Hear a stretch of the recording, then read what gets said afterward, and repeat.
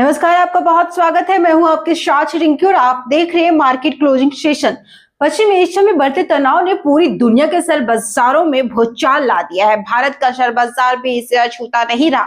आज सुबह बाजार खुलते ही निवेशकों में भारी घबराहट देखने को मिली। बीएसई सेंसेक्स एक समय 1000 अंक से ज्यादा टूट गया। निफ्टी 300 अंक से अधिक फिसला और सिर्फ कुछ घंटों में निवेशकों के करीब 7 लाख करोड़ रुपए डूब गए।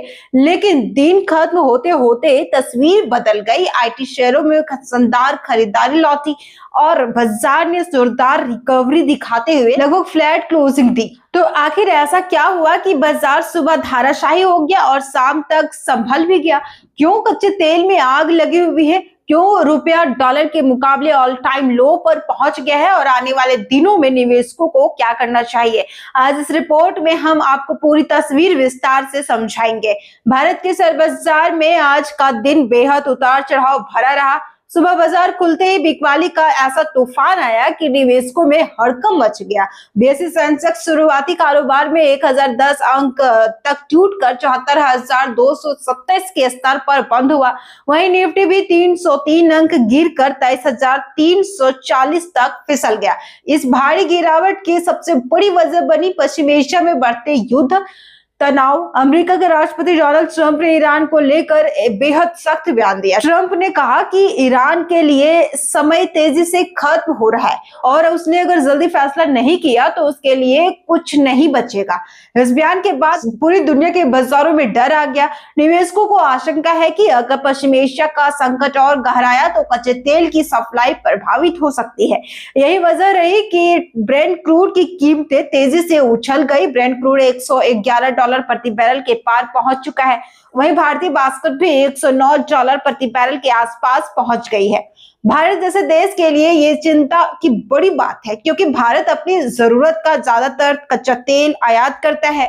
तेल महंगा होने का सीधा असर महंगाई, रुपए और शेयर बाजार पर पड़ता है और यही असर आज बाजार में साफ दिखाई दिया। शुरुआती कारोबार में सेंसेक्स के 30 में से 27 शेयर लाल निशान में चले गए। सबसे ज्यादा गिरावट पावर सेक्टर और मेटल शेयरों में देखने को मिली। Power grid corporation of India में करीब 4% की गिरावट, टाटा स्टील में 3% से ज्यादा की कमजोरी, मारुति सुजुकी में तेज गिरावट, टाइटन कंपनी में बिकवाली, बजाज फाइनेंस और बजाज फिनसर्व में भी दबाव रहे।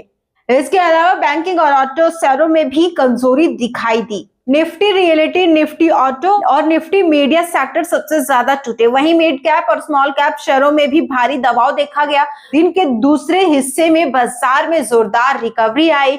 इस रिकवरी की अगुवाई आईटी शेयरों ने की। टेक महिंद्रा में लगभग 5% की तेजी, इन्फोसिस में मजबूत खरीदारी, टीसीएस में तेजी, एचसीएल टेक में भी चढ़कर बंद हुआ। आईटी शेयरों में तेजी की वजह डॉलर का मजबूती होना माना जा रहा है। जब रुपया कमजोर होता है तो आईटी कंपनियों को फायदा मिलता है क्योंकि उनकी कमाई का बड़ा हिस्सा डॉलर में आता है।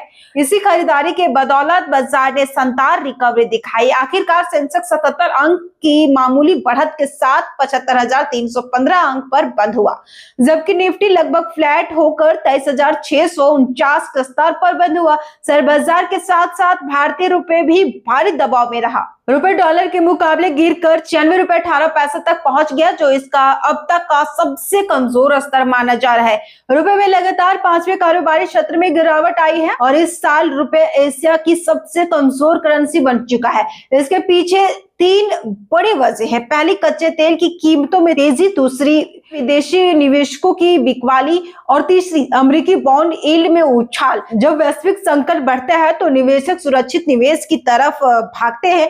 ऐसे में डॉलर मजबूत होता है और उभरते बाजारों की करेंसी कमजोर पड़ती है। भारत ही नहीं, पूरे एशिया के बाजार दबाव में रहे। निवेशकों को डर है कि अगर ईरान संकट और बढ़ाता है तो इसका असर वैश्विक अर्थव्यवस्था पर पड़ सकता है। कच्चा तेल महंगा होने से महंगाई बढ़ेगी, ब्याज दरों पर दबाव आएगा और दुनिया की आर्थिक ग्रोथ धीमी पड़ सकती है। यही वजह है कि निवेशक फिलहाल जोखिम लेने से बच रहे हैं। अब सबसे बड़ा सवाल, क्या बाजार में ये गिरावट आगे और बढ़ सकती है? विशेषज्ञों का मानना है कि जब तक पश्चिम एशिया का तनाव कम नहीं होता तब तक बाजार में उतार चढ़ाव बना रह सकता है। अगर कच्चा तेल $110 के ऊपर लंबे समय तक बना रहता है तो भारत की अर्थव्यवस्था पर दबाव बढ़ सकता है। हालांकि अच्छी बात यह भी है कि भारतीय बाजार में भी अभी भी घरेलू निवेशकों का भरोसा मजबूत बना हुआ है और यही वजह रही कि बाजार ने दिन के अंत में शानदार रिकवरी दिखाई। लेकिन फिलहाल निवेशकों को सतर्क रहने की जरूरत है। निवेशक उन सेक्टर में जो तेल की कीमतों और वैश्विक तनाव से ज्यादा प्रभावित होते हैं। तो कुल मिलाकर पश्चिम एशिया का तनाव अब सीधे भारत के शेयर बाजार, रुपए और आम आदमी की जेब पर असर डालने लगा है। अगर युद्ध का खतरा बढ़ता है तो आने वाले दिनों में बाजार में और बड़ी हलचल देखने को मिल सकती है। फिलहाल सबसे बड़ा सवाल यही है, क्या दुनिया एक नए ऑयल शॉर्टेज की तरफ बढ़ रही है? और अगर ऐसा हुआ तो इसका असर भारत पर कितना गंभीर होगा? आपकी क्या राय है? क्या बाजार में अभी निवेश करना चाहिए या इंतजार करना चाहिए? अपनी राय हमें कमेंट कर जरूर बताएं। अगर आपको यह रिपोर्ट पसंद आई हो तो वीडियो को लाइक करें और ऐसे ही तमाम अपडेट को जानने के लिए कारोबार को सब्सक्राइब जरूर करें। Bureau report.